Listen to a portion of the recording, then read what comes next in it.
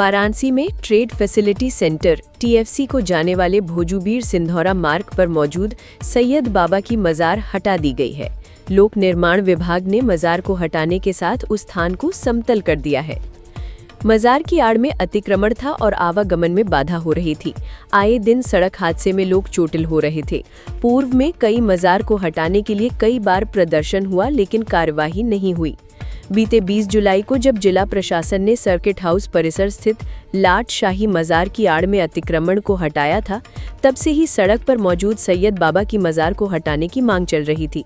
शहर में अन्य कई स्थानों पर मार्ग चौड़ीकरण के चलते कई धार्मिक स्थल सड़क पर आ गए हैं। इनकी आड़ में अतिक्रमण भी हुए हैं। प्रशासनिक सूत्रों की माने तो नगर निगम, लोक निर्माण, तहसील की मदद से उन सभी शेष धार्मिक स्थलों की सूची तैयार कराई जा रही है जो शहर आवागमन में बाधा बने हैं और उनकी आड़ में अतिक्रमण हुआ है। वाराणसी के प्रशासनिक, पुलिस महकमे से लेकर रेलवे विभाग में मंगलवार देर शाम हड़कंप मच गया। पता चला कि मिर्जापुर के नारायणपुर चुनार में मौजूद पीपा का पुल टूट गया है। गंगा के तेज बहाव के साथ वाराणसी की तरफ बढ़ रहा है। पीपा के वाराणसी की तरफ आने की सूचना मिलते ही पुलिस प्रशासन अलर्ट मोड में आ गया। अनहोनी से बचने के लिए सबसे पहले वाराणसी में विश्व सुंदरी पुल, सामने घाट पुल, मालविया पुल, राजघाट और वाराणसी चंदौली को जोड़ने वाले रिंग रोड पर बने गंगा पुल पर आवागमन रोक दिया गया।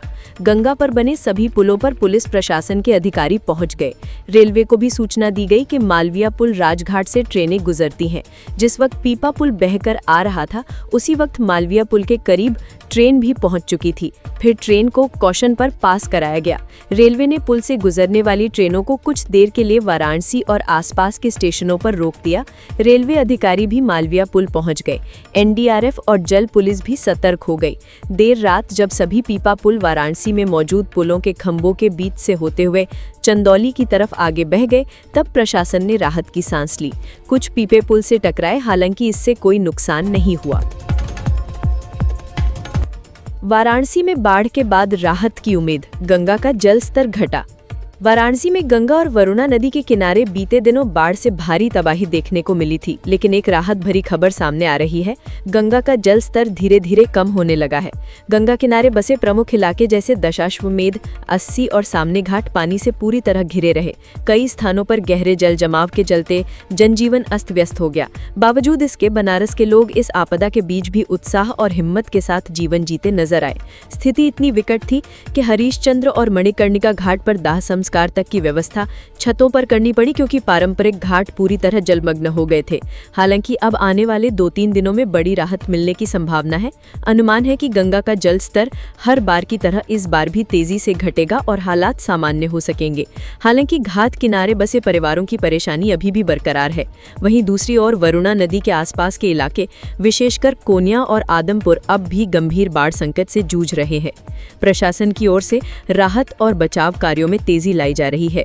एनडीआरएफ की सक्रियता ने कई संभावित घटनाओं को समय रहते रोक लिया, जिससे बड़ा नुकसान टाला जा सका। श्री काशी विश्वनाथ मंदिर परिसर में उस समय हलचल मच गई जब 2 युवक संदिग्ध स्थिति में परिसर में घूमते हुए पाए गए। दोनों युवक नीलकंठ क्षेत्र की ओर से मंदिर परिसर में प्रवेश कर गए थे, जिसके बाद ज्ञानवापी पुलिस ने उन्हें हिरासत में लिया और पूछताछ शुरू की। 2 युवक नीलकंठ द्वार के पास मिले।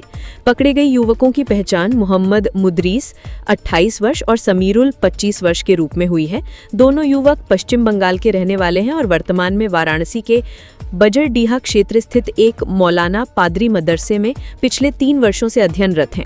पुलिस द्वारा पूछताछ में युवकों ने बताया कि उन्हें इस बात की जानकारी नहीं थी कि मंदिर परिसर में उनके प्रवेश पर रोक है। उनका दावा था कि वे केवल पर्यटन के इरादे से वहां पहुंचे थे और उनकी कोई गलत मंशा नहीं थी। 5 घंटे तक चली पूछताछ। घटना की जानकारी मिलते ही चौक थाना प्रभारी विमल मिश्रा समेत खुफिया एजेंसियों की टीम मौके पर पहुंची। युवकों से करीब 5 घंटे तक पूछताछ की गई। सुरक्षा कारणों से उनकी पहचान, पृष्ठभूमि और मोबाइल फोन की जांच की गई। पूछताछ में किसी प्रकार की आपत्तिजनक जानकारी न मिलने पर उन्हें चेतावनी देकर छोड़ दिया गया। वाराणसी में अपने साथियों के साथ नहाने गए शिवपुर थाना क्षेत्र के चमाऊ निवासी दीपक की डूबने से मौत हो गई। चमाऊ के अहिरान का रहने वाला दीपक अपने साथियों के साथ घर से लगभग आधा किलोमीटर दूर वरुणा नदी में नहाने पहुंचा। उसे तैरना नहीं आता था। उसके साथी नदी में नहाने लगे तो वो भी गहरे पानी में उतर गया। अचानक वो डूबने लगा और देखते ही देखते वरुणा में समा गया। दोस्तों ने शोर मचाते हुए मदद की गुहार लगाई। आसपास मौजूद लोग वरुणा में उतरे और लगभग 15 मिनट बाद दीपक मिला। आनंद फानन में उसे लेकर अस्पताल पहुंचे, लेकिन डॉक्टरों ने उसे मृत घोषित कर दिया। सूचना पर पहुंची पुलिस ने शव को कब्जे में लेकर पोस्टमार्टम के लिए भेजा। बीते 2 दिन में वरुणा में डूबने से 3 लोगों की मौत हो चुकी है। 4 अगस्त को हुकुलगंज निवासी मोनू चौहान का शव नदी किनारे मिला। कोनिया में मंगल का शव मिला था। आज प्रभारी मंत्री सुरेश खन्ना ने मोनू और मंगल के परिजनों को आर्थिक मदद दिलाई। वाराणसी में मंगलवार को फर्जी आरपीएफ इंस्पेक्टर को पकड़ा है। वो नकली पिस्तौल लेकर दुकानदारों को धमकाता था। इतना ही नहीं, उनसे वसूली करता था। नेहरू मार्केट से पुलिस ने उसको पकड़ा। उसके पास से नकली पिस्टल और रेलवे सुरक्षा बल लखनऊ मंडल का फर्जी पहचान पत्र बरामद हुआ है।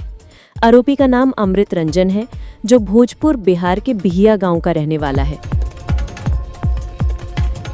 वाराणसी कैंट रेलवे स्टेशन पर मंगलवार की शाम एक संदिग्ध ड्रोन मिलने से अफरा तफरी मच गई।